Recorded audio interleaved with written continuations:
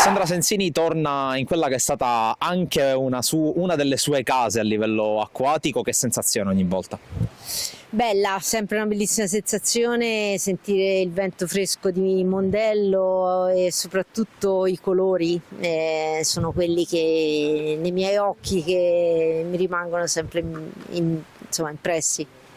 Tra l'altro si ritorna a Palermo dopo altre iniziative sempre di questo genere per i giovani e per il foiling, che ormai sta diventando non più un fenomeno nuovo ma sempre più una certezza anche a livello di risultati per l'Italia della vela.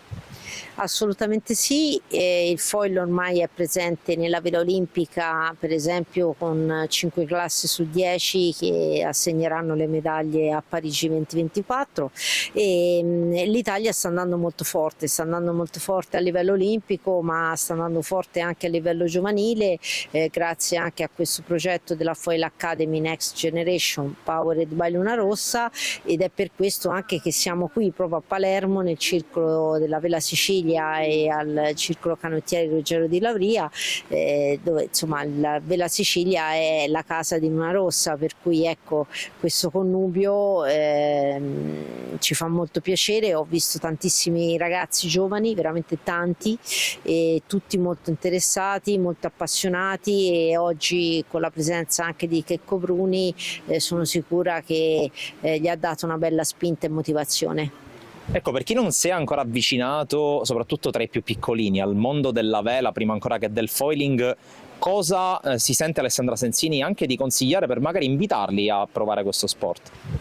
Che è uno sport bellissimo, uno sport che ti dà una grande sensazione di libertà, che lo fai immerso nella natura, che è uno sport di squadra perché hai i tuoi compagni di squadra con cui esci in acqua, e è uno sport che ogni giorno è diverso, e questa è la cosa bella, ogni giorno il vento, il mare, è una cosa diversa, sempre nuova da scoprire.